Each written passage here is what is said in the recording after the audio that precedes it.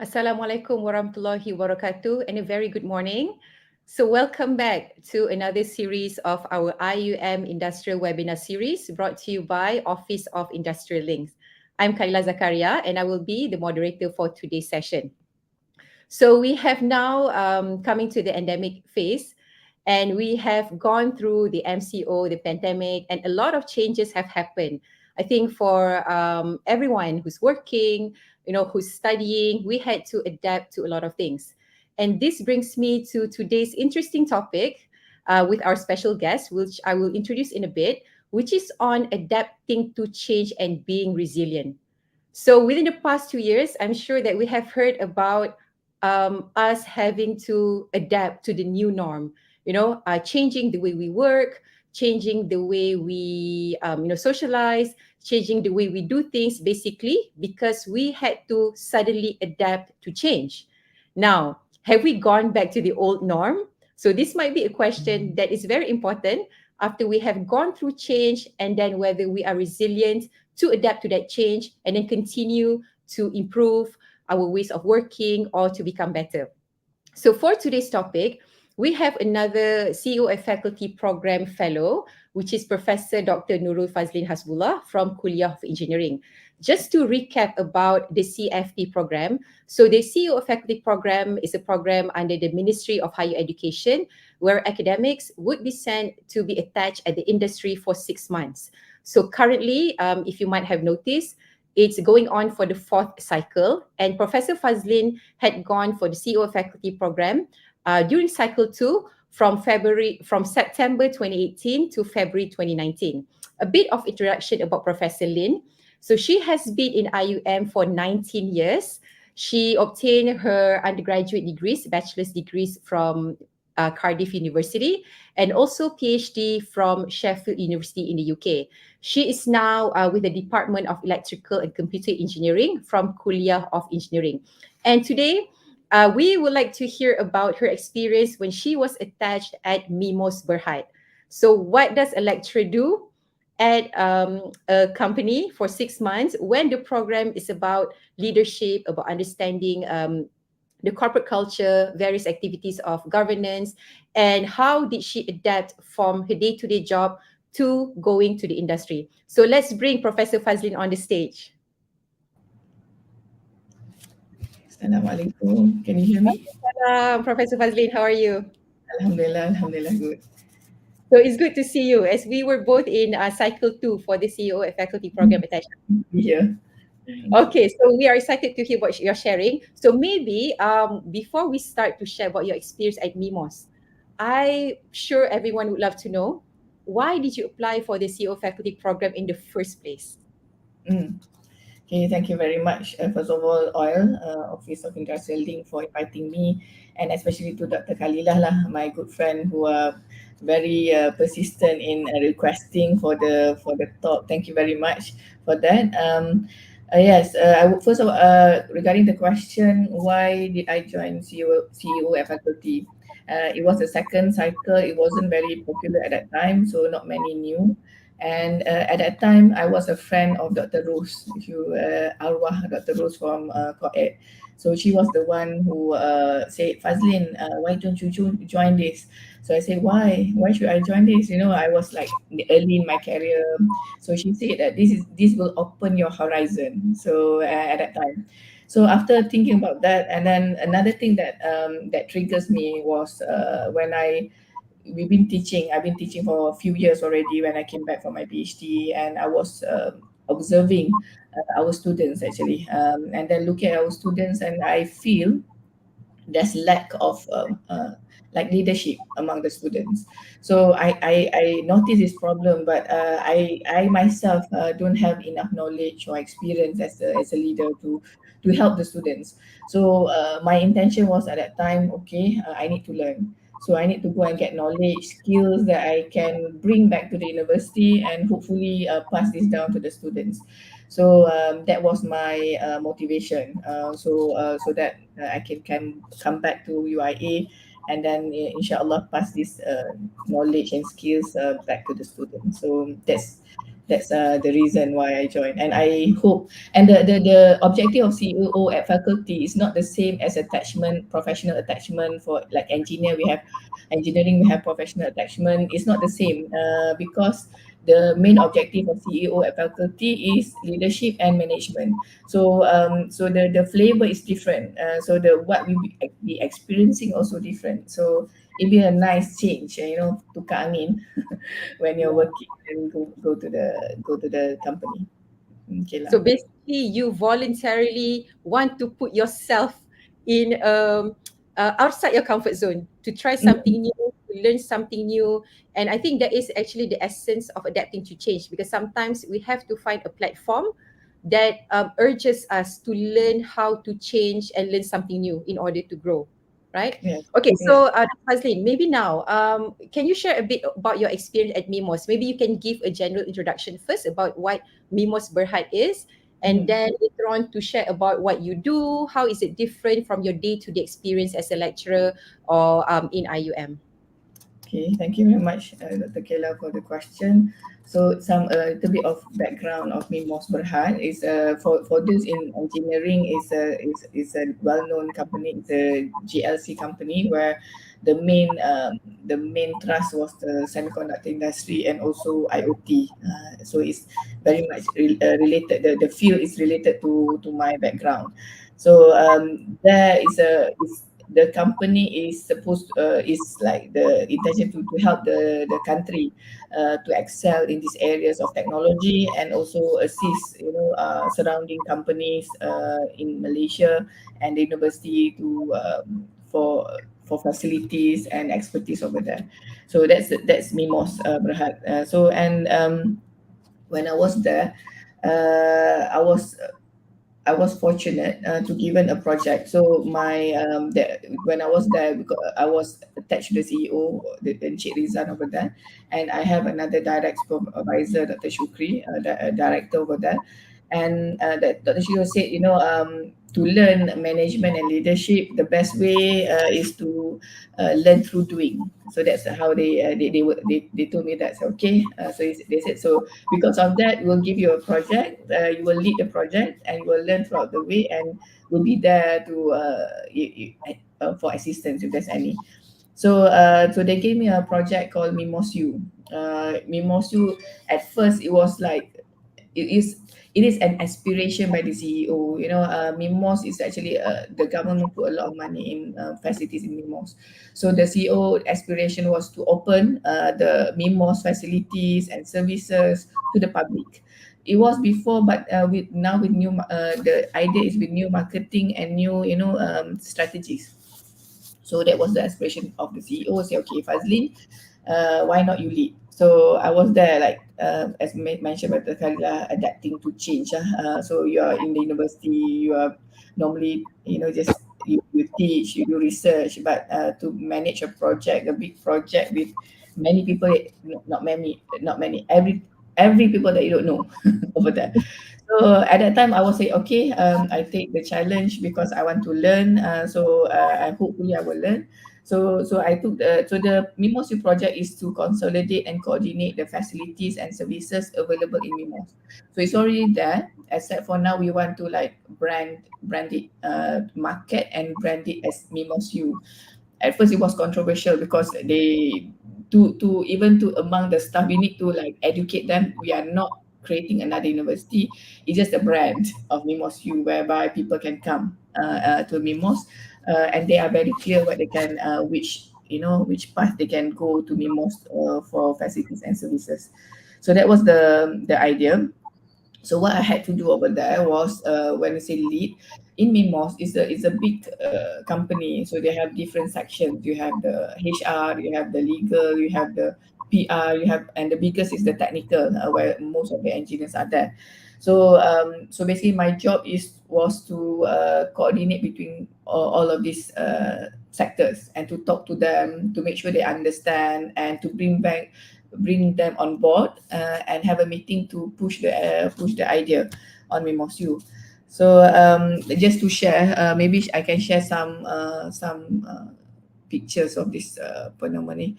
when we do this idea, they even had a special PR team to come up with a logo for MIMOS. So we had, my task was from starting from the name to the, even the name was like brainstorm and discussed many times, and then the logo, they have the PR or the to come up with the corporate logo of it, and then the rest. So I can share now, maybe. Okay, sure. So Sure.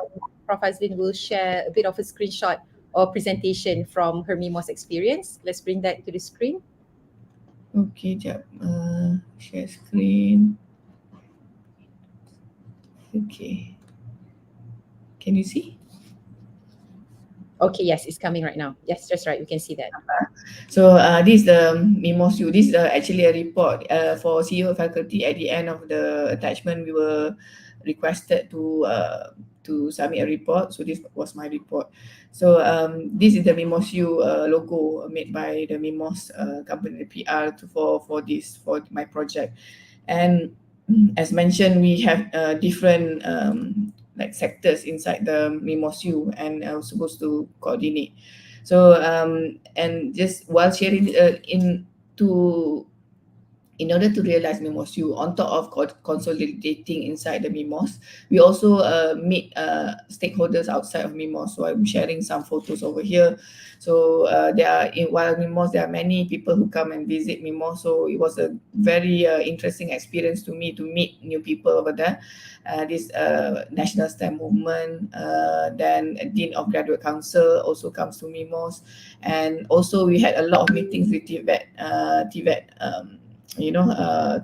TVET parties like colleges, polytechnics who came. So basically this, and while showing this, I will show this photo. So this is me. This is the CEO, Encik Rizal. And this is Encik Wan Azli, one of director over there. This in charge of the semiconductor, and this Dr. Shukri is my immediate supervisor over there. And this is also another person from PR. So Mr. Rosley. So this is the team when I was there, and as you can see there, mostly there are male. So maybe it's interesting one day, I don't know, we talk about how do we stop sharing. So how do we bring ourselves as a women in terms of the area with full of men? That's also another topic. But going back to my experience, so there we need to coordinate this MIMOS with the interesting. There are challenges while doing this. A lot of challenges. Number one, I don't know anybody, so I have to go and meet everybody and introduce myself. They don't, when we go to come, they don't do the job for us. So we have to like proactively go and introduce ourselves, and then tell the story of MIMOS, what we're going to do. And at that time, without additional budget, to just coordinate first. They already have the resources over there, the HR, the legal, and how to pull everybody to support this project. So so the challenges is people when people don't understand, it will be difficult for them to cooperate. So so it takes a while to make people understand, so that there will be cooperation. But at first, I had to deal with different what do you call it, manusia punya behavior. So cooperation, sometimes miscommunication, but alhamdulillah, yes, very true what my mentor there said, learning through doing. So I learned a lot through that, and alhamdulillah, I think my experience has helped me to grow a bit when I came back to the university. Okay lah. Yeah, so I think that's quite a good point that you highlighted about change and adapting. Sometimes it's in the little things, even how we communicate, how we want to convey a certain idea to different people. We might have to sort of reshape or reformat in a way how we can communicate to somebody, because we have been used to talking to academics and students in a certain way, but sometimes Yeah. even to convey a project, we have to find ways of how to make it appealing, and then so people can understand the process, how to simplify complex things. Okay, and then the other point that you highlighted, which I think would be a great topic one day, is about how being women leader, how do you survive in a male dominated sort of environment? Because I Mm, would say that I also observe the same in the boardroom. It would mm, probably be 80% of male leaders. And then I mm, think Prof. Asma also shares about the same sort of challenges and things that we can learn from doing this. mm, So, Prof, having gone through the several projects and being attached at MIMOS, going there day to day, how did you adapt yourself to this new environment, new routine, and the new ways of working? Can you share a bit about your what you tell yourself or how you motivate yourself to mm. adapt to change? Okay, thank you very much, Dr. Kayla, for the question. How do we adapt? How do one adapt? First of all, change is not comfortable. We need to acknowledge that it's not comfortable. Nobody likes change. However, when we know why we have to change, therefore we push ourselves to change. So although it's not comfortable, but if you know you have a strong conviction and reason and azam and intention, so you will try to adapt by for me, I was just doing, I will try my best. Sometimes we know that our best is not the best, the best to other people, right? But for me, right, we try our best as long as Allah knows that we try our best. Maybe to other people, your best is like the lowest level of their best. But for us, fortunately, we are Muslim and we have Allah. So as long as we do our best and Allah knows that we try our best, then that's okay. That's okay. That acceptable, and that's the best that Allah wants us to do. So first, so as I mentioned, we just do our best in all situation, and also adapting also partly is to get information and knowledge about that area. So we cannot just adapt without knowing what's the background, who's the people, what's the culture over there. So we learn that and we do our best, and we try to enjoy the ride, because if you don't enjoy what we do, even we academician or administration watching this, it will be very painful to do it, every day coming to work. But if we love what we do, we are passionate of what we do, it will be a breeze. Although it's difficult, but you can see smile and you know why you're doing it. Another thing I want to add on this topic of adapt. So one thing is to adapt, but when we adapt, never ever sacrifice our principles and jati diri. Sometimes we want to adapt so much. We want people to accept us so much that they have their own culture, the culture of the company, culture of certain country, or certain part. We want to blend in so much such that you sometimes sacrifice what our belief, our principle, and in Malay we say jati diri. So I really believe so. Wherever you go, we have a basic things that we cannot sacrifice. There are things that yes, you can maybe change a bit your clothing. Maybe corporate they don't like you to wear jubah, so I change that. I wear all baju kurung. So if they say I was in UAE, jubah is no problem there. But in there I change. So that's no problem. But it's still not testing or sacrificing my jati diri or principle. However, if it started to grow upon our principle, things that we know is not right within Islam, and we need to stand up. And then we need to stand up and then make sure they know what's our principle. Once, sometimes it will be difficult because everybody else in that place will be doing the things that will be against what you do. So you'll be alone. But in that time, if you are true to your principle, and you are Muslim, you know what as a Muslim should to do and should to take care of, so you stand because of the principle.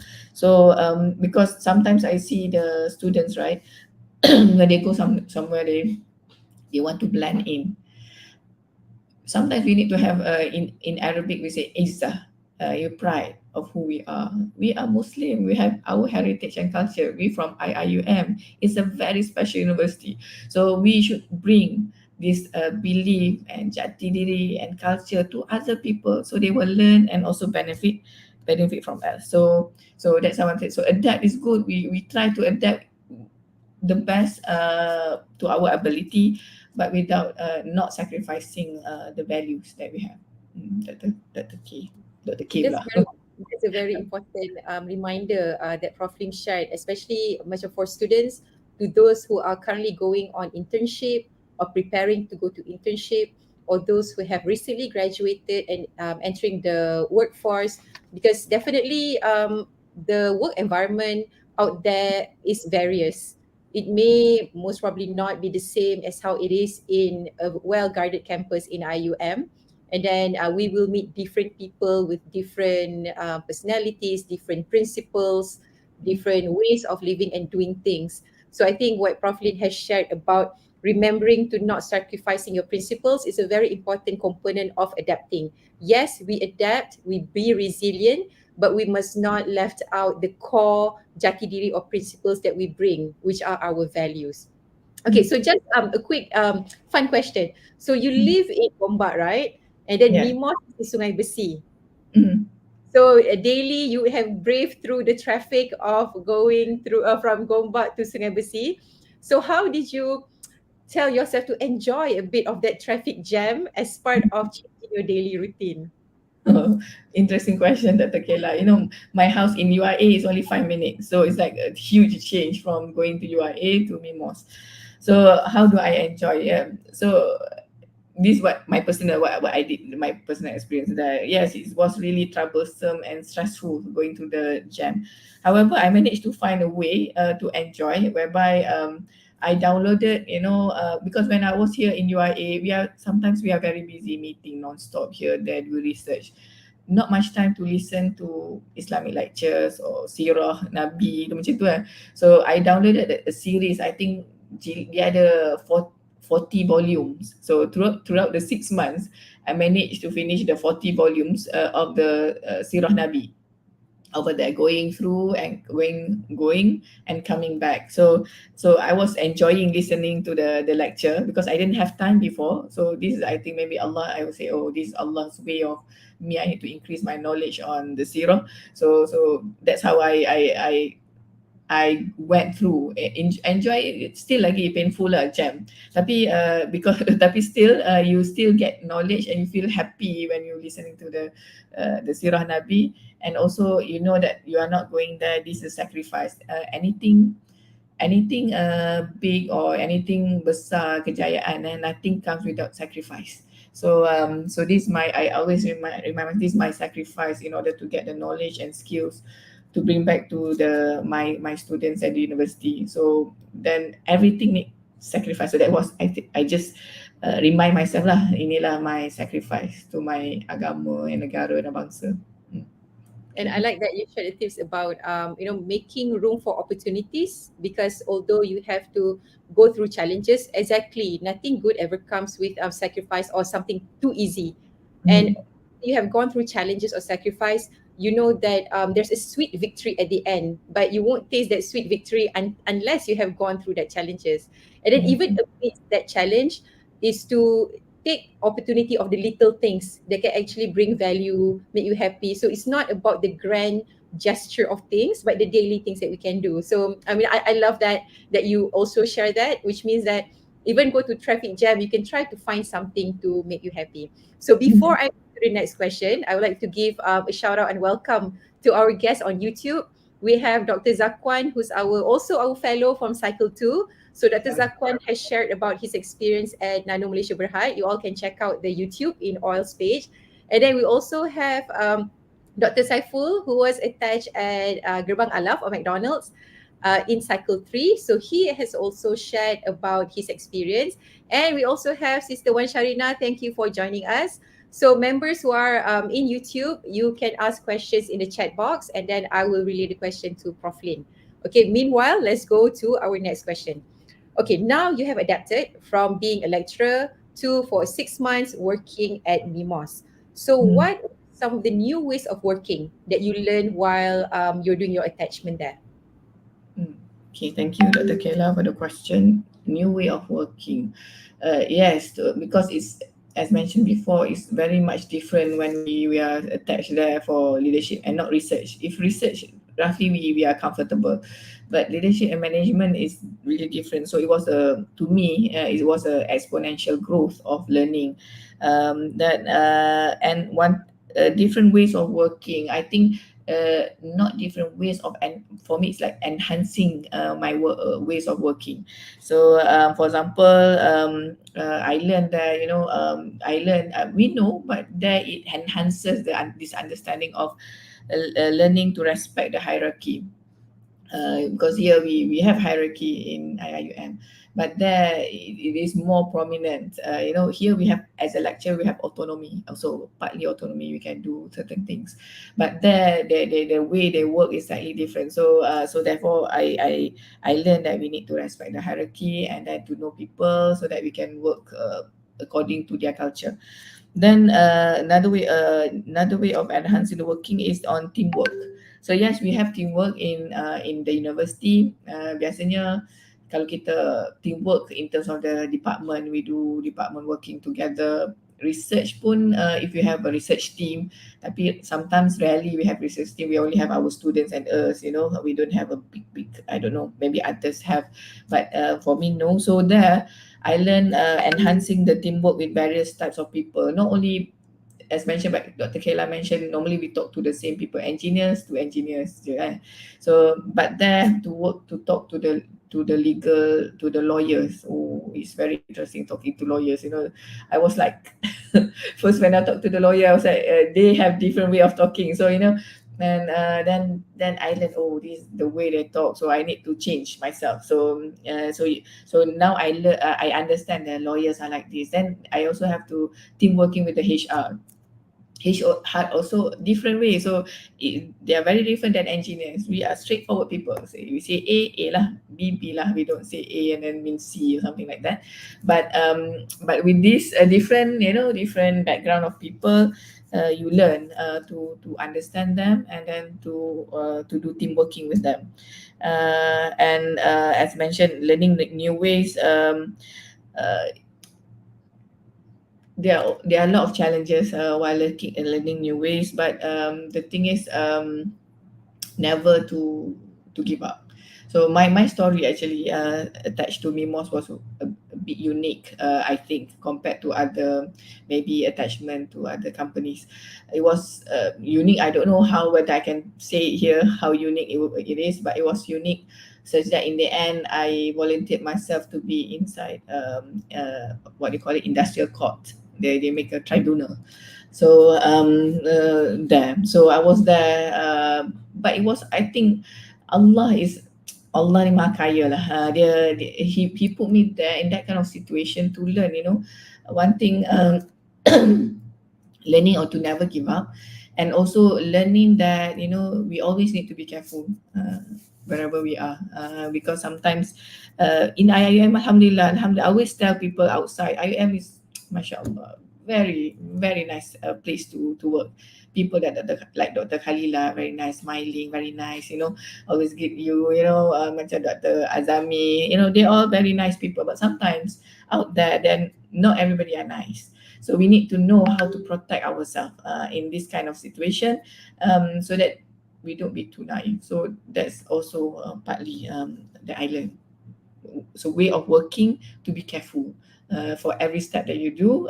Make sure you do based on the SOP, and also be extra careful on deliverance of messages and so on. Okay, so on that note that you mentioned about never giving up, I would like to take a question from our audience on YouTube. Okay, maybe Prof Lin can share your experience. So this is from Dr. Zakwan. Hi, Dr. Zakwan. We hope you're well. So Dr. Zakwan asked, I have a lot of things that I want to implement to IUM, but somehow I feel that the working environment is not encouraging. Should I adapt with this new environment, with this environment? What are your thoughts, Prof Lin? Okay, thank you, Zach. Panggil Zach boleh, for the question. Yes, I feel that as well. Especially kita, boleh kata macam kita orang muda, saya tak berapa nak muda dah. Tapi we young, we have aspiration, we have hope, we have things that we want to contribute. So that is very good. So when you say, should I adapt with this environment? adapt to the positivity. If it's negative, I would say do not adapt. So if the situation is hard, right, it's not encouraging. So not encouraging is not positive. So if it's not positive, my this what I do. I don't adapt. But we need to voice out, and we need to find another thing that I learned. We need to find the right way to and the correct way with adab and akhlak to push the ideas and agenda. So which means that we need to talk to many people. So we need to, macam saya dekat MIMOS tu, I had to go, lawyer tu jerit kat saya, was like shouting at me, you know, the other directors were shouting and like siap hantar meja lah, you know, my experience over there. But so means that it's normal. So in IUM, nobody will do that to you. I think IUM is like still they will take care of the adab and akhlak. So we should push. So my suggestion is like push the agenda, but to the right people, and keep on talking to many group. Talk to all, talk to RMC, you talk one time, they don't listen. Talk 2 times, 3 times, 4 times. Don't give up. Because why? Because of why we want to do these things that we want to implement in IUM for the betterment of the university, for the betterment of the ummah. So we are carrying the big responsibility for the ummah. If we give up, what will happen, right? So we don't do it for our own self. We don't do, I'm sure that is like when you think of implementing things, it's not for your, untuk satisfy your own self, right? You're doing it for the university, you're doing it for the country. So yes, there'll be challenges, but do not give up. Keep on talking to the right people, and keep, cakap sekali tak jalan, cakap lagi. So I'm also experiencing the same in IIUM, to be honest. But I keep pushing for 2 years already. Keep pushing. Another thing, keep pushing and solat hajat. Ask Allah. Kadang saya solat taubat, apalah dah dosa aku, you know, benda ni payah sangat nak buat . So you know, and while asking Allah to help us, in the meantime we can do our effort, but Allah in the end determines whether benda tu jadi ke tak jadi. So we improve our relationship with Allah and keep pushing lah, Dr. Zaid. Don't give up, and let's make the environment a better environment, insyaAllah. Boleh. Yeah, on this, Prof. Lin, maybe I would like to extend from Dr. Zak's question. When we feel that the environment is not encouraging, would it be worthwhile for us to sort of macam step back to reflect on what is it that we feel not working, to find out maybe a bit more specifics of the pain points? Could it be in terms of a system, in terms of support, and by support, do we mean financial support? Do we mean like a social support, like even verbal encouragement such as appreciating achievements, those kind of things? I do think that it's worthwhile for an individual to step back and try to figure out at which point is it not working, and then try to see how do we tackle this. Perhaps, like you said before, it could be about communicating. Maybe we have an idea that we're not able to, maybe we understand the big picture and the significance, but how do we get those message across? Could it be that, or could it be simply that we have done everything else and it's simply the environment? Is it worthwhile to do that as an individual to do this reflection? Very good suggestion, Dr. Kayla. Yes, when we pushing the ideas or agenda or implementation that we want to do, we need to do the background, check first lah. Yang macam Dr. Kayla was saying, we need to understand where the problem comes from. What is the root of the problem? Because we want to solve the problem. If you don't know the problem exactly, we cannot solve. And I believe university always welcome ideas, good ideas, but sometimes maybe also through miscommunication.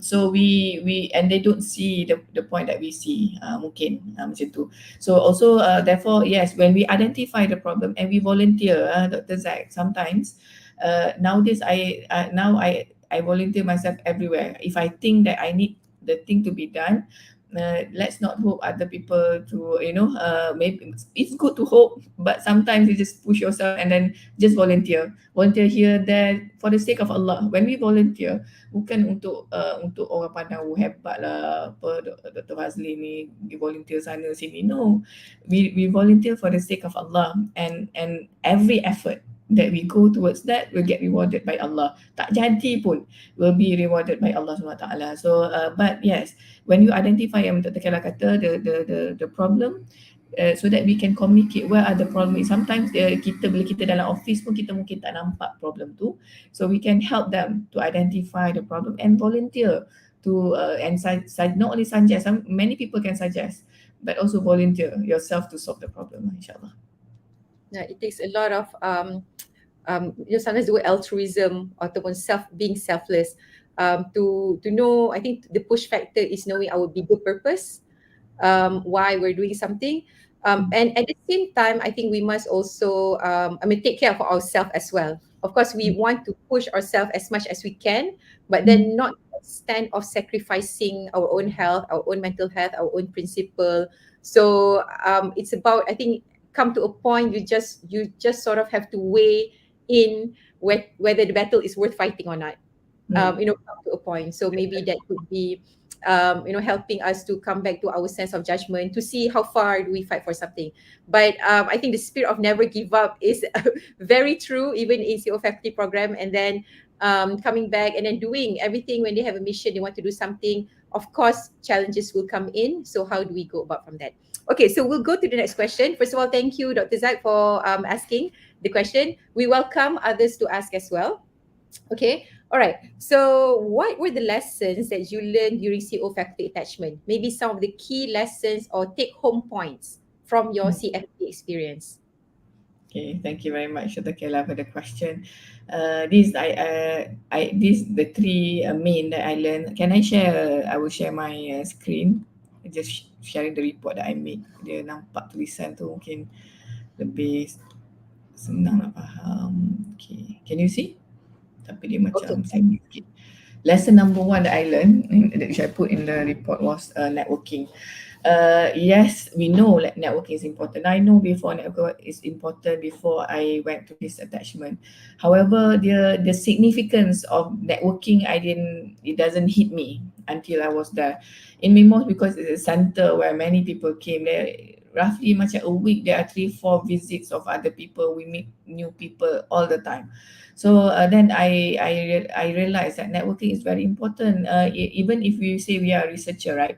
We don't need to know people. We just do from us engineers, we stay in our lab, just do our lab, don't talk to other people, and then just suddenly you get great results. Yes, we can do that, but in order to excel, to move forward, in order to go to another level, we need to have networking. And networking not only with people of our own field. Yes, it's good. Our own field, we should know people, all the experts in the field. We should go and when you say networking, sometimes we wait for people to come to us. So I say, oh, Prof Fadzlin free ke apa-apa, we just wait. Why not we do proactively now? Since we understand networking is important, we go and reach outside, go to all these people. If they reject us, it's okay. It's okay. It's not like it's the end of the world. But if some out of 10, maybe 3 or 4 will accept you. So networking not only on your field, in your field, but also other fields. So knowing people from IIBF, Islamic banking, knowing people from education. Nowadays, especially when we want to do research, we talk about academician, right? The trend now for research is transdisciplinary. So it means that from different field we gabung, we intertwine. So which means that we need to go to know other people and therefore work together, inshallah. So that's my first lesson that I learned. And then because my characters, I'm actually very introvert. People say, no, Fadzlin not introvert. No, naturally I'm an introvert person. So I like to stay in my office rather than go, smile to talk to other people. That's my intrinsic nature. But after this, I know that sometimes we need to change a bit of our nature for room for improvement. So that's why I say here, it does not hurt to befriend many. So it's good to go and befriend and you push yourself. Number 2, courage. Another thing that I learned through MIMOS, as I mentioned, it was really interesting and unique and challenging. I was there, and it requires me to have some courage. And I see also staff over there that have to be brave and courageous, and gives me, like, even my mentor, I think he's dia pernah kata ke saya, dia kata I ni pendekar macam itulah. I laugh at when he said that, but actually he was saying that we need to fight for things that we think which is right. So courage. So another thing, we need to be brave and courageous, especially when we know we are on the right path. Sometimes I don't know what, sometimes we Malay, we tend to like, it's okay lah, you know, let it be, it's okay, you know, let's sit on the backside, one day it will go through. But I think now there's no time for that. The looking at our surrounding nowadays, things that we see like maybe crumbling in front of our eyes, we cannot keep quiet anymore, brothers and sisters. If you see anything munkar, Rasulullah SAW said, we need to change it. The best of change, you change with your hands. If you can do by action. If you cannot, you change it with your mouth. But you still change it, right? You change it by your mouth, or the worst, the least of the iman, which means you still have iman. If you don't have this, you don't have iman, which is you hate it in your heart. So we are leaders, we are thinkers for the country. Allah has chosen us to be in university, so we must push ourselves to have courage to do good things in this world. And if it doesn't happen, keep on pushing, because and we know every push, every steps that we do will be rewarded by Allah Subhanahu wa Taala. And finally, this interesting also that I learned, nice graphics. So I'm an academician, and I'm normally engineers. We don't tak macam Kayla. I'm very amazed with Kayla. She do everything nicely.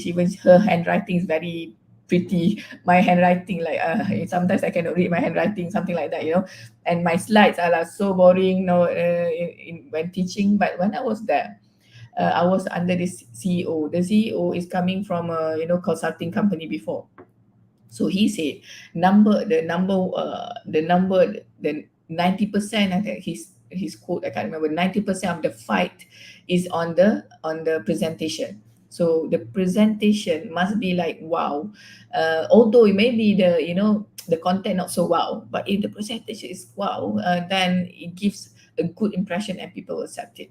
So I learned that never to have learn to how to make sure the website is very good website, because we have to do website for MIMOS, and every color scheme, never previously I didn't even know that there's color scheme. So as I was there, this is something that I learned. Oh, there's a color scheme that will show that it's actually more professional, or it looks very cheap. It's the same piece of a Word document, but it can look expensive or it can look cheap, or depending on the fonts and the arrangement and the color. So Dr. Kayla, I would like to share these three main reasons that and another the four that I already mentioned just now. We cannot be naive in this world. We cannot be naive in this world. So we need to be careful with every steps that we take, and ensure that whatever steps that we take are according to the law. Otherwise, bad things can happen. So that's the four. Boleh? So I stop sharing. Okay lah. Yes, thank you, Dr. Lin. So network having to do with how we deal with others, and then courage is something that you say you learn about yourself, and then nice graphic is a skill that sometimes I'm so happy to hear that being from a design school, because visual presentation is actually very important for us to convey a presentation, especially such as in pitching for projects. Okay, we have another question from our audience in YouTube, from Associate Professor Dr. Khairul Azami. Assalamualaikum, Prof. Let's say we are having a positive attitude and pushing for change. However, other people surrounding us are spreading negative vibes. How do you deal with this, Prof? Okay, thank you very much, Dr. Azami, a good friend of mine. Saya suka kat all ni orang muda, bagus, orang muda patut diketengahkan lah, saya punya saya overall everywhere. So the question of when we push for change, and we are having positive attitude, but somehow people around us have negative vibes. Yes, that's to lumrah alam lah, I would say, since the time of the Prophet Muhammad sallallahu alaihi wasallam. He has nothing bad to bring except to bring everybody to Jannah. and he was being tormented and dikatakan gila. They say you are crazy, and they will say even you are playing black magic to the Prophet Muhammad SAW. So and until now we still have this. And so how do we deal with this? Yes, I will share. How do I deal? We as first of all, we need to acknowledge that we are human being. Human being have emotion. Kita bukan robot. So therefore we have emotion. It will affect us. These negative things sometimes make us sad. It makes us demotivated. It's the same like the Prophet Muhammad Sallallahu Alaihi Wasallam. He was also at that time was feeling very, very, very sad of what's around them, happening around him. But Allah SWT at that time consoled him by revealing surah in the Quran to make him happy, right? So we also, Allah has left us with Quran for us to lift up our spirit. So especially if you want to do good, because remember when we want to do good, we always have shaitan and iblis as our enemy that don't want anything good, right? So they will keep on pushing this agenda and try to infiltrate to other people. So number one, so how to overcome this? I think which comes to maybe I prepared it for the next question. I mentioned a little bit here is on the our intention. So we need to have a very strong intention, and why. So if we go back to our intention, if we do it for the sake of Allah, we always buckle up because in the end orang kata syahid atau menang. We when you do two things, you die on the Sahabah die on the path of Allah, or in the end, or they either die or they win. That's the only two. So when we want to do goodness also for the sake of Allah, it's the same concept. So we push ourselves. In the meantime, the bad people, the negative vibes, yes, they will always be there. But kadang-kadang this is what I do. Maybe it's not good to follow. It's up to you. So what I do is at one point I know that I cannot please everybody. We try to please. We want to smile. Yes, we need to be nice to everybody. But at the end, we cannot please everybody. We cannot make everybody happy. So so I don't know whether perkataan saya pakai, saya kata ikut dia lah, lantak dia lah, apa dia nak fikir. As long as we do good and we know that we are doing good. So as long as we are answerable to Allah. For me, it's simple. If I can answer to Allah, if I do certain things, I'm happy. So I don't, if other people want to say, oh dia ni menunjuk lah, she's like showing off, want to do this, she's like cakap lain, buat lain. Sometimes people will say things like that. It's okay. Let them say and be patient, and as long as Allah knows that we are doing our best. Kita pun ada imperfection, kita pun ada kekurangan. So we accept that we do kekurangan too, and Allah knows that we are trying the best, and we keep on improving on our imperfections and keep doing it. So try to ignore the negative vibes and be close to the people with the positive vibes. Cari orang-orang trustworthy. Dalam kita, bila kita nak buat kerja teamwork ni, sangat penting orang yang kita boleh percayai lah keliling kita tak. So jadinya carilah orang yang kita percaya, yang baik, yang sama-sama aspiration dengan kita to help us, because we cannot do it alone. Another thing, right? We cannot do it alone. So we need to find people that can with the same aspiration, the same spirit. Be close to these people, and together we move forward. Inshallah. Don't know whether this answer your question or not, Dr. Azani. Thank you, Prof, for explaining about the answers. Oh, we have actually 3 questions. Ni 10 minutes left, baru dia jadi start to getting warm and hot. So let's see if we have time to take one more. This is from Sister Hazika. Assalamualaikum, Prof. How do you maintain work-life balance? Being an academician, an engineer, and a mother, among others. How do you keep things under control?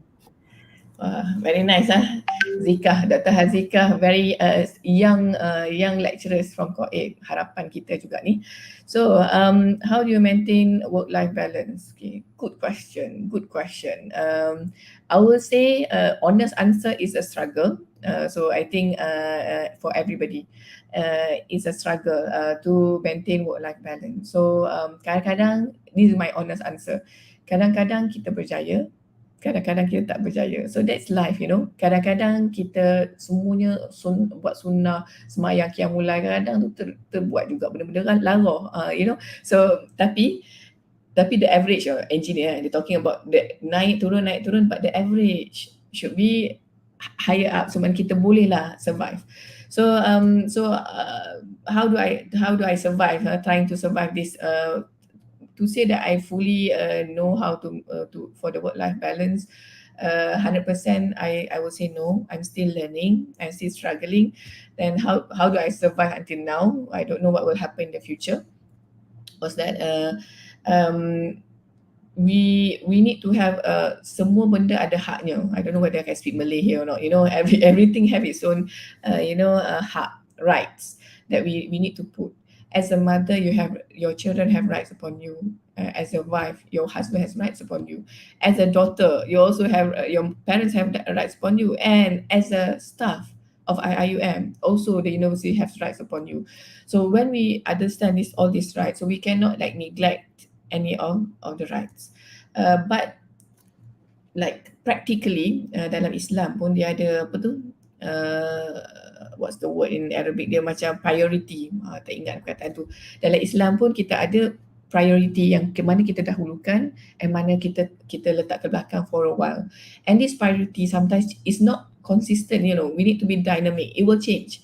Pada satu masa, being mother is the priority. So at that time, I think until lately baru saya pergi keluar overseas. Sebelum tu saya akan duduk kat conference tu dalam Malaysia je, because I want to be with my daughter. So my priority at that time was that now, since my daughter already like 12 years old, maybe now I can start. My priority now changes a bit. So we need to identify what is our priority in life at that time. And also when we prioritize, there's also sacrificial. Kita ada sacrifice sikit. Yang lain kan bila kita yang dikedepankan, there will be others that we have to put at a lower level a bit. So this will require things that we need to ask our heart lah and our knowledge. Kalau if we really don't know, we ask around people who are seniors of us that we trust, you know, ask them, okay, in this kind of situation, what will I do? I have many mentors in Kulliyyah of Engineering and outside who I really respect. Like for example, Prof Haris, I always go and ask Prof Haris for even sometimes small stuff like. But because sometimes these seniors, they have perspective that we don't have, so they can advise you at this kind of in this time of your life, what should be your priority and how do you keep things under control by to be honest, I don't know whether it's under control or not.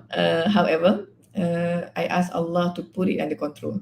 To be honest, many things I'm grateful to Allah in my life. Many things that Allah helped me in my life, and things that I don't deserve even. You know, there are things that I don't think I'm deserving of any. But Allah, the merciful and Maha Pengasih dan Penyayang, put it under control. So and then people see as if it's under control because Allah tutup aib saya. It doesn't that means that saya nampak macam okay everything, right? But only me know what I have go through. But Allah is the one who put everything under control and then make as if people will see that I'm under control. But in the same time, you with humility, you know that you are not yet under control. But Allah, and always balik pada Allah lah, ask Allah, can you please help me put this under control. Macam nak bagi talk hari ni pun tak sempat nak prepare. Ya Allah, can you please help me to make everything easy and people understand and do it for the sake of Allah. Things like that lah, Zika. Harap menjawab. Boleh? Yeah, I think good that we also know to remember that actually everybody goes through the same thing, the similar struggle, the similar challenge of trying to keep things balanced. And often time, we can never have everything equally balanced. Like Prof Lin mentioned, the priorities might change at a certain time. And I think it's also a good reminder for me to know that, okay, even professors sometimes, go through this, because at the end of the day, we're human. Because it's very easy for people to see just, oh no, everything looks okay for you. Everything, you don't seem to be under stress. But by fitrah, all humans go under that challenge. Okay, so we have 5 minutes, but because this is not an actual TV show, we don't have any shows coming after this or commercial break. I don't mind taking two more questions from our audience. First from Dr. Izzat. Thank you for joining, Dr. Izzat. So Dr. Izzat was our CEO Faculty Fellow. Cycle 3 was attached at Maybank. Okay, a question from Dr. Izzat. Working in corporate culture taught me on liberalizing the rigidity of thinking and action. How can we implement this in IM environment without jeopardizing the Islamic values? Mm. Okay, thank you very much, Izzat, for the question. Hope you're well there. So liberalizing the rigidity of thinking and action. Wow, dia punya ayat tu.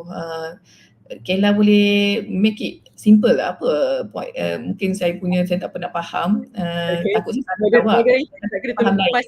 Maybe if I can, from what I understand, perhaps in corporate culture there are various ways of thinking and looking at things that may be more maybe less rigid, or action that might be, maybe we can say, different in a different way.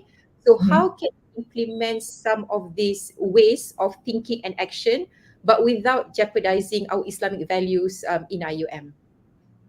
Okay, very good question, Aizat. I like this question. So I like all questions. So personally, this also a good question. So on this, so yes, it's good. So Islam encourages us to be creative and critical. Actually, that's why there's a lot of ayah in the Quran where Allah said, "Why you look at the sky, you look at the sun, or why don't you think about it, right? Critically." So yes, Islam encourages this. So it's within Islam. But now the question is, how do we do this without jeopardizing the Islamic values? My humble answer would be, first, in order to whether we're going to jeopardize or not jeopardize Islamic values, we need to have knowledge. What are the Islamic values? Sometimes we are unsure, or we don't know, or we confused. Sometimes sometimes need to. So is number one, is good for us to keep on increasing our Islamic knowledge.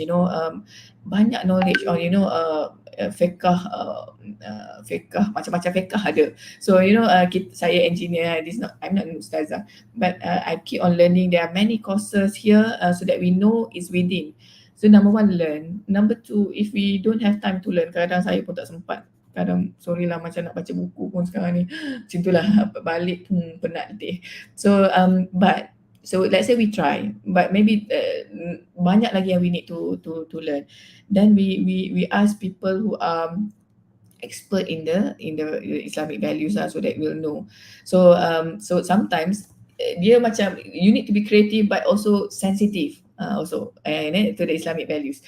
So because we have also the core, and also we have adat and uruf of the place. So Islam juga appreciate, meraihkan adat dan uruf ni, kebiasaan normal tempat tu macam mana.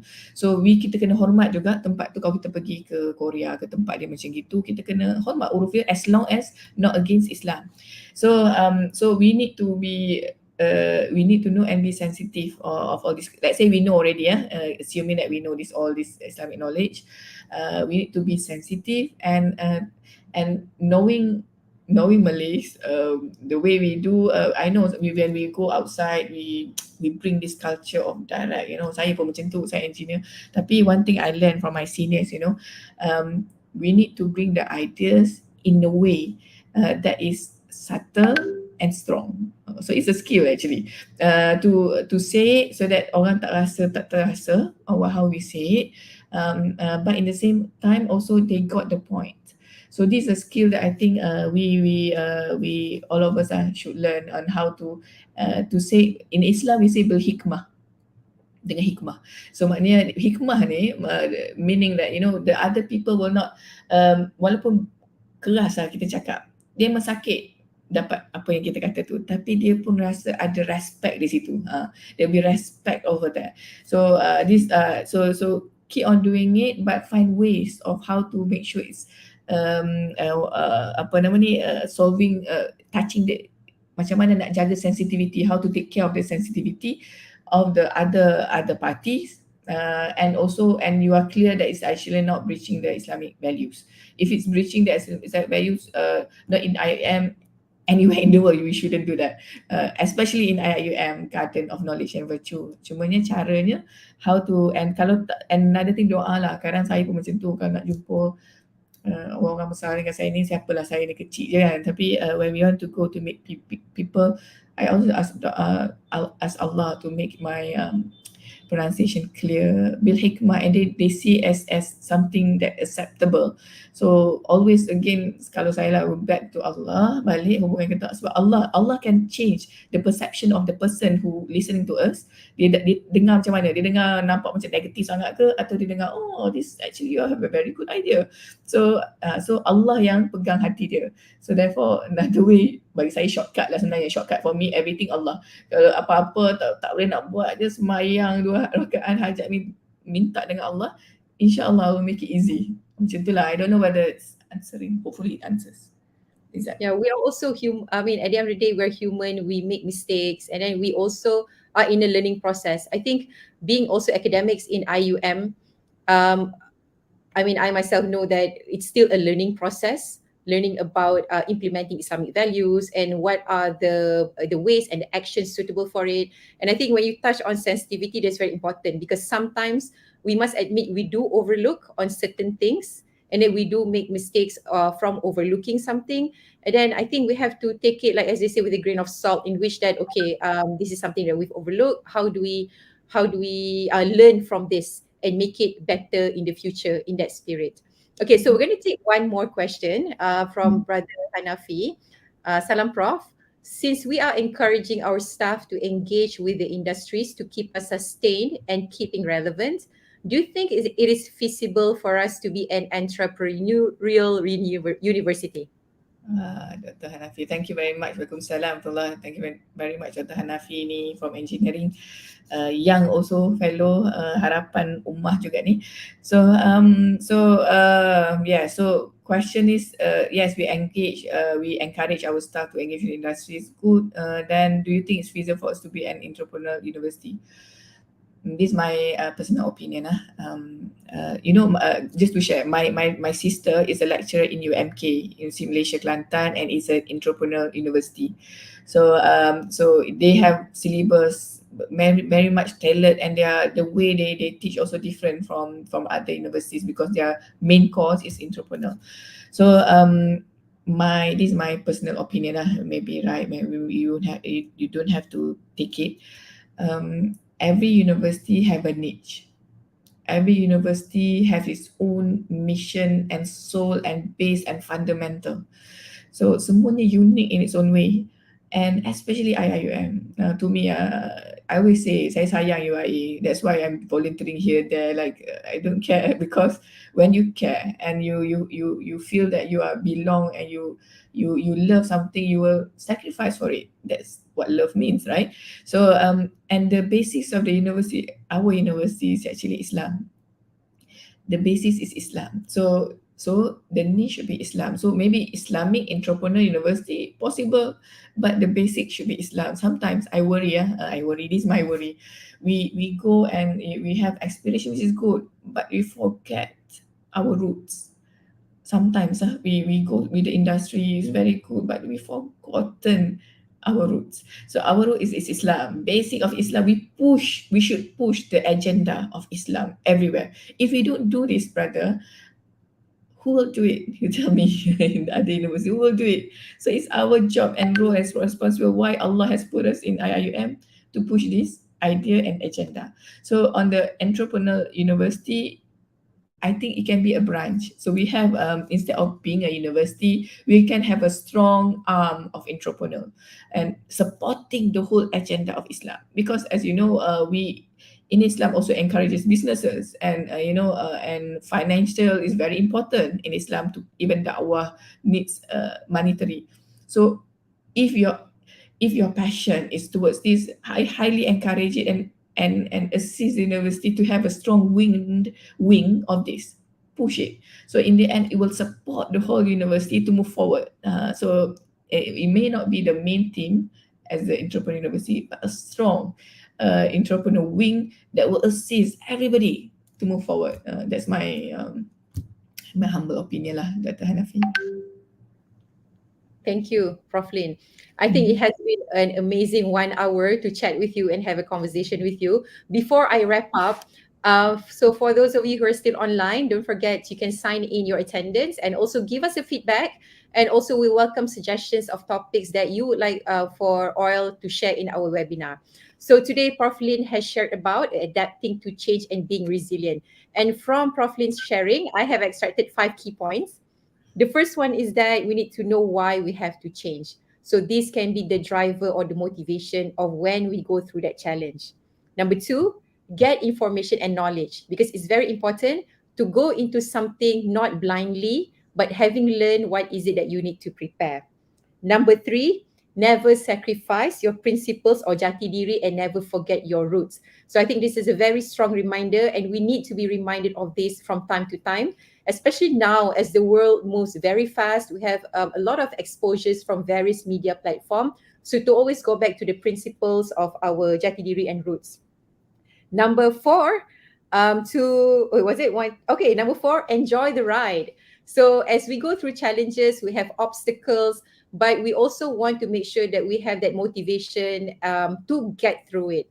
So enjoy some of the hiccups along the way, enjoy the good things along the way, and we shouldn't lose sight of the little things that becomes opportunities or things that could actually give us a pleasant experience. And number five, never give up, because going through challenges is hard, it's not easy, as Prof. Lin has shared. So we should remember that. And I think I remember a quote said by Noman Ali Khan, is that Muslims are among the people who should be the most hopeful, because there is, Allah has given us a lot of guidance and reminders why we shouldn't give up and always have hope. So we should hold on to this to get us through obstacles. And of course, as Prof. Lin has mentioned, don't forget to pray, make dua, everything, seek from Allah to give us guidance. I remember when I was doing my PhD, sometimes we read the same paragraph over and over again, right? And we still don't get it. And then I remember one of the, I think a friend or ustad said that it's Allah who gives us the guidance to understand something. So we should always go back to that. And then I would like to end, I think, with 3S that Prof. Lin shared. Maybe it can become a hashtag or something. Subtle, strong, sensitivity. So Wow. with that today, thank you so Thank, much, Prof. Lin, for thank you very joining me in this much. industrial webinar series. And thank you everyone for staying with us. And we hope to see you soon, inshallah. Okay, goodbye from me. Assalamualaikum warahmatullahi wabarakatuh. Waalaikumsalam warahmatullahi wabarakatuh.